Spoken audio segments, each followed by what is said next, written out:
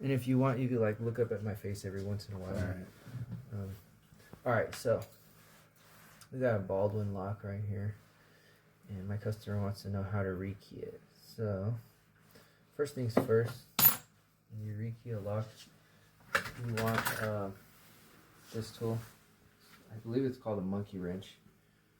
I don't know what it's really called, but it's a monkey wrench. And then you can zoom in. So that side doesn't work, so you put it on this side. And then, so basically you compress this little dot right here. You compress it so that this will turn.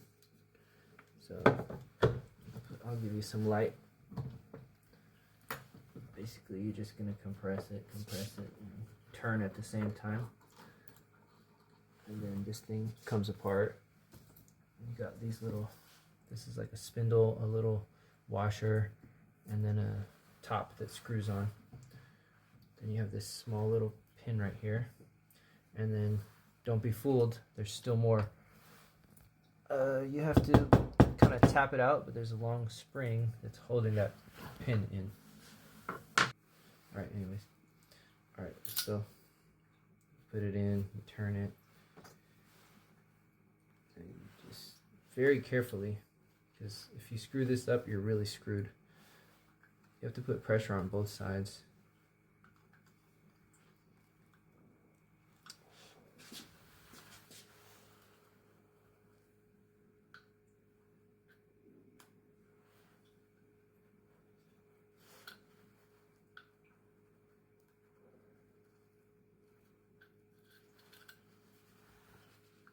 See, you wouldn't be able to do that if you're a beginner. You would have screwed it up. If you're a beginner, you definitely wouldn't be able to do what I just did. So this is the lock. You see it? Now if it was the wrong key, see how it's like off? You won't be able to turn it. That little piece is holding you back from turning it. So these are garbage now because you're doing a new key. And we're just going to pick some random key that was just sitting there that we didn't use. And there's a code on it. 34836. So I go here, 3. And I plug it in. 4.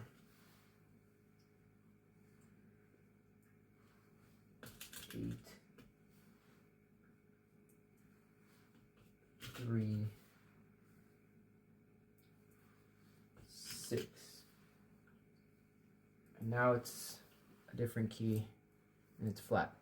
If one of them is poking up like that, then it's no good. You can't do it. So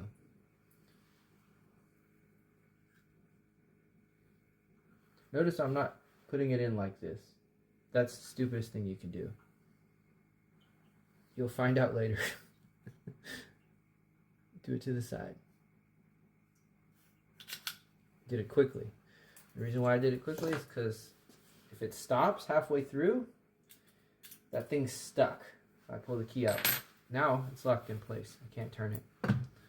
So I put the little spring back in, and yes, I did hurt my thumb. Put the little spring back in. As you can see, there's a little spring. See? Then you put this little thingamabobber, springy thing, and then you align this so that the hole is kind of exposed, and then you drop it down gently right over the springy thing, and then you use the monkey wrench to put it back in.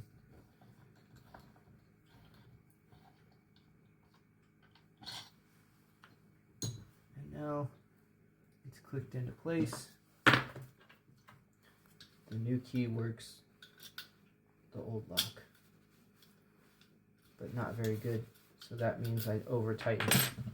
So I have to go back and undo it. And let's see if that works. Much looser. That's how a lock should work. It should never be. That's how you break your key off. It should be like, ah.